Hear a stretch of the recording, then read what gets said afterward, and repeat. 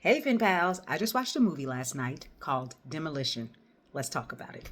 Shannan E. Johnson here, CEO of The Professional Pen, where we develop screenwriters from idea to pitch. Need help on your screenplay? Go to www.theprofessionalpen.com. Hey, let's get into it. So let's start here, right? You always hear me say that writers often get stuck in Act 2 of 3-act structure, right? So this is feature films, and this is half-hour, single-camera television shows. The reason they get stuck there is because Act 2 is the movie. Act 2 is what we're actually going to see on screen with your character trying to solve their problem or accomplish a goal. This is why in your log lines, instead of being cheeky and leaving things up to the imagination, we need to know what's going to happen in Act 2. How do we know what this character will be doing? How do we know what we'll be watching? A lot of writers have a great Act 1. They know what the A is. They understand how it resolves. They know what the C is, but they don't know the B. And that's your Act 2. So for example, if you're writing a superhero story, you may know that the goal of the film is for the superhero to save the world. What you don't know is how they're going to do it. Now, it's a little easier in procedurals and even action films to understand what the steps are to get from A to B to C, because you are following the clues. You know what I'm saying? You got to do this in order for it to give you a clue that goes here, and then you get another clue and it goes here. So it's a little bit more clear to you that you need steps to get from one place to the next. When you're watching a drama, though, dramas are usually more character driven and also dealing with more internal needs than they are external goals.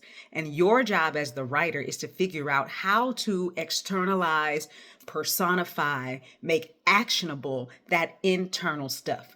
And Demolition does a great job of that. So Demolition is now streaming on HBO Max, and it's starring Jake Gyllenhaal. And the premise of the story is he loses his wife and starts to spiral out of control. He is dealing with grief, he is dealing with guilt, and he has to pass through that. So what are the ways that he can be actionable towards what sounds like and feels like an internal goal? They do a great job of making him active in this story. So when I read drama screenplays a lot, I'm giving that note of your character isn't active, because since they're dealing with something internal, they're just kind of sitting around doing nothing about it. They're not even trying to do anything about it, which means now we don't really have much to watch.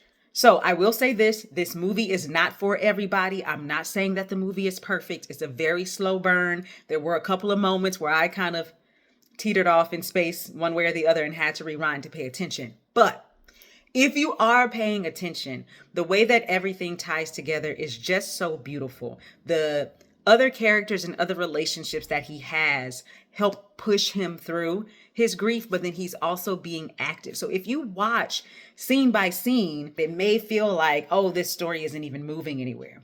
But if you look at it as a whole, you'll understand that he needed to go through this journey to get to a place of either forgiving himself or being honest about, his feelings of guilt and grief and shame and all of those other things.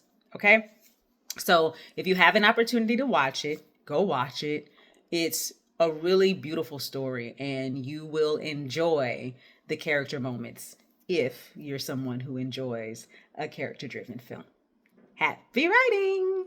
The Professional Pen. The